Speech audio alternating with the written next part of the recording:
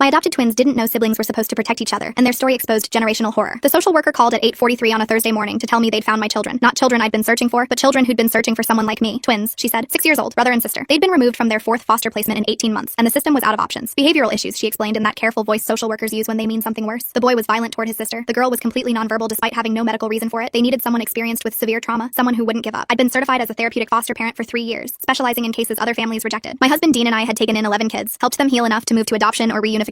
We'd seen abuse patterns, attachment disorders, developmental delays. We thought we'd seen everything. The twins arrived on a Saturday afternoon in September, delivered by a transport worker named Gina, who looked exhausted. The boy, Callum, got out of the van first. Small for 6, maybe 40 pounds, with dark hair that needed cutting and eyes that tracked every movement like he was calculating escape routes. His sister Nora stayed in her seat until Callum went back and took her hand. She followed him with her head down, blonde hair hiding her face. Gina handed me 2 trash bags containing their belongings and a file folder 3 inches thick. She said good luck in a tone that suggested we'd need it. Dean carried the bags inside while I knelt to the twins' eye level. Callum immediately stepped in front of Nora, blocking her from my view. His hands were clenched into fists. I introduced myself and Dean, explained this was their new home. Callum said nothing. Nora made no sound. I showed them to their room, prepared with 2 beds. Callum looked at both beds, then pushed them together so hard the frames scraped across the floor. He positioned himself on the outer edge, creating a barrier between Nora and the door. She climbed onto the inner bed and curled into a ball facing the wall. Dean and I exchanged glances. We'd never seen a 6-year-old arrange defensive sleeping positions like a soldier. I suggested they might want to see the house, maybe have a snack. Callum shook his head once. He wasn't leaving that room until he'd assessed every threat. We left them alone and went downstairs to read their file. The documentation was horrifying in what it included, and more horrifying in what it carefully avoided saying. Born to a mother with severe addiction issues who'd lost custody when they were 18 months old. First foster home lasted 6 months before removal due to the foster father's inappropriate behavior that resulted in criminal charges. Second placement lasted 4 months until the foster mother reported she couldn't handle Callum's aggression toward Nora. Third placement ended after 3 months when neighbors reported hearing screaming and seeing bruises. Fourth placement lasted 5 weeks before the foster parents called emergency services saying Callum had attacked Nora with a kitchen knife. The report from that incident was paperclipped to the back. Callum had grabbed a knife, but the foster mother who witnessed it said he'd grabbed it to defend Nora from the foster father, who'd been advancing on her with his belt. Callum had held the knife with both hands, trembling but refusing to move, until police arrived. He was 6 years old. The psychiatric evaluation noted that Callum exhibited extreme hypervigilance and protective behaviors toward his sister that were developmentally inappropriate and obsessive. The evaluator recommended separation to allow both children to develop individual identities. The recommendation made me sick. They wanted to split up 2 traumatized children because the boy's protection was too intense. That evening, I made spaghetti. I brought 2 plates to their room since they weren't coming downstairs. Callum took both plates, set one next to Nora, and waited. She didn't move. He picked up her fork, twirled spaghetti onto it, and held it near her face. After a long moment, she opened her mouth. He fed her 3 bites, then took 1 bite himself. 3 for her, 1 for him. The pattern continued until her plate was empty and his was 3/4 full. I asked if he was still hungry. He looked at me like I'd asked a stupid question. Of course he was hungry, but Nora ate first. Nora ate more. That was the rule. I brought him another plate. He stared at it suspiciously, waiting for the catch. When I just left it and walked away, he ate so fast I worried he'd choke. Over the next few days, we established a routine. The twins stayed in their room most of the time. Callum would emerge for bathroom trips, always checking the hallway first, always positioning himself between Nora and any adults. She stayed behind him like a shadow, never making eye contact, never making sound. Dean tried engaging them with toys, books, cartoons. Callum accepted a deck of cards and spent hours teaching Nora games, his voice low and patient. When she got something right, his whole face would transform for just a second before the guarded expression returned. I called their previous caseworker, Tessa Moreno. She was relieved they'd been placed and asked how the violence was manifesting. I told her there was no violence. Callum was protective, yes, intensely so, but I'd seen no aggression except in defense of Nora. Tessa was quiet, then said every previous placement had reported Callum hitting, pushing, or threatening his sister. And that's when things took a turn I never expected. Full story is linked below or on my channel.